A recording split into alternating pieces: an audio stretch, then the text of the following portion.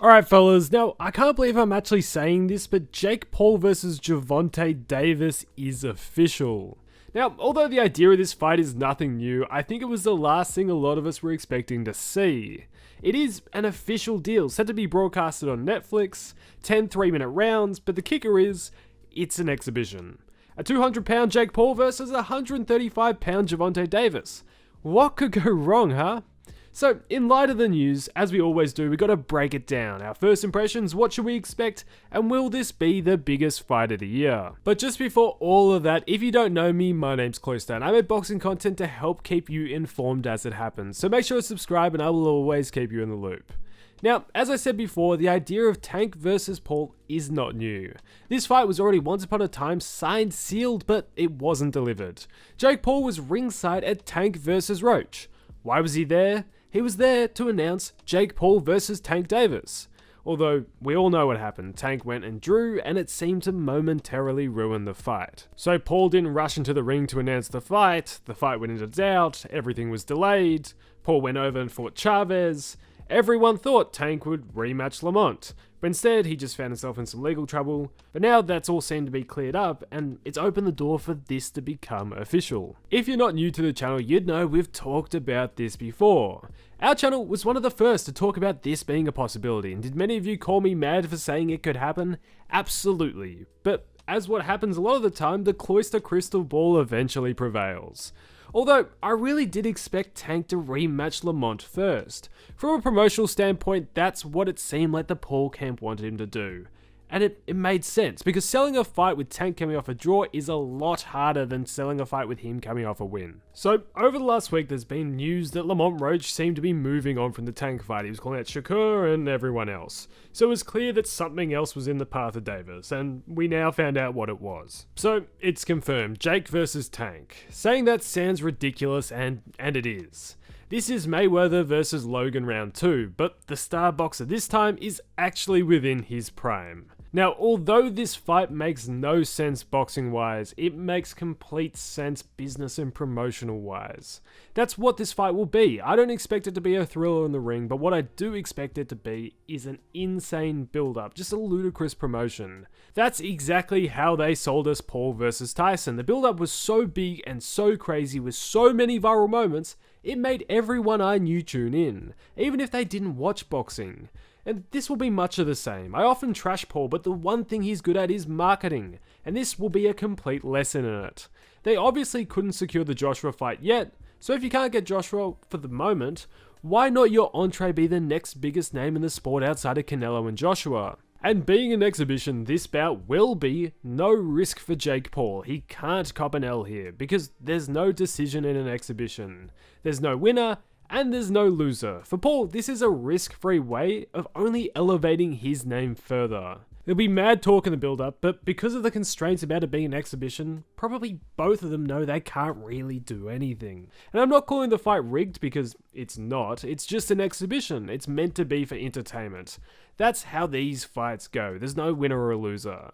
I look at this fight similar to, say, Roy Jones versus Tyson. They did go at it a bit, but it was an exhibition with rules in place. And I assume with this fight, there's going to be similar parameters in place. The size difference is just too big. We'll probably end up seeing something. For Paul, he'll ride with the idea through this promotion that getting in the ring with Gervonta Davis itself is a win. After the fight, he'll talk about how he went toe-to-toe with one of the baddest knockout artists in boxing, disregarding the fact that he is 70 pounds lighter and that this fight's an exhibition. But not only will Paul win out of this, Tank will too. Although Tank has a tattoo on the back of his neck saying strap season, referring to him wanting to collect all the titles, his career really has been the opposite. This is far from the legacy fights us boxing fans want to see him take. But this fight will be a bigger check than probably all those legacy fights combined. Simply, this is the largest stage he could be on, and with Paul as a dance partner, it will result easily in the biggest event of the year. Now, we've been told again and again that Crawford-Canelo will be the biggest fight of the year, although that is very self-proclaimed. This event will simply eclipse that event completely, and I don't like saying that, but it's true.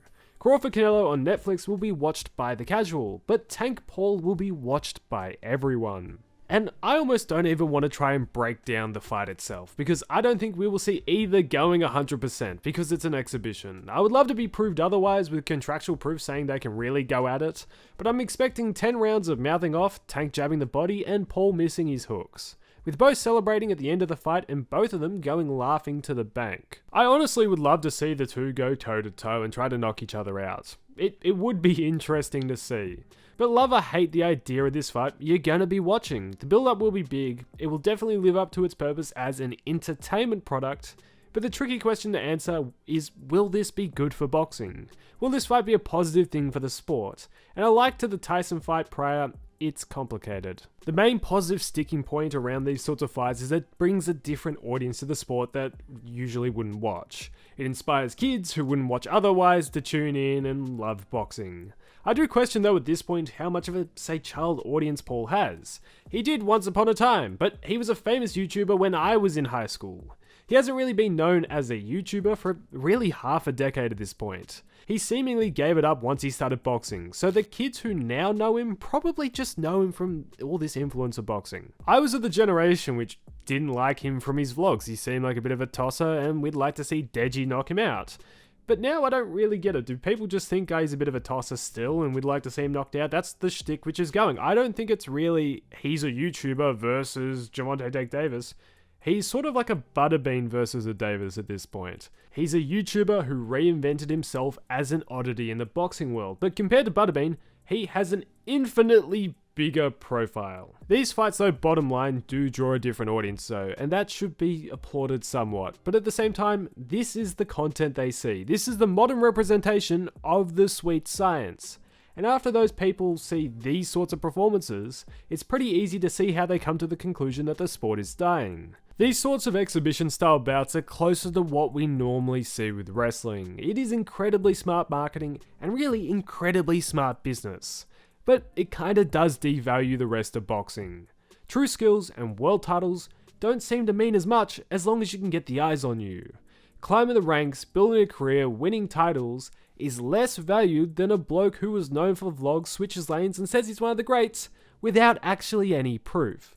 But really, that's just a reflection of the modern day in general. What makes this sport turn is money, and in the modern day, it seems to be less about greatness and more about how much engagement you can pull. Although, we're still a few months away, and a lot can happen, so I guess we gotta wait and see if this actually comes true. Although, when things do happen, I will always have you covered. But now, I want to hear what you think, your thoughts on this huge announcement, and how do you see this all going down? Let me know all your thoughts in the comments down below. I love reading them all. If you did enjoy, please make sure to like and subscribe. It really does a ton to help the channel. Yet, thanks for watching, fellas, and I'll catch you in the next one.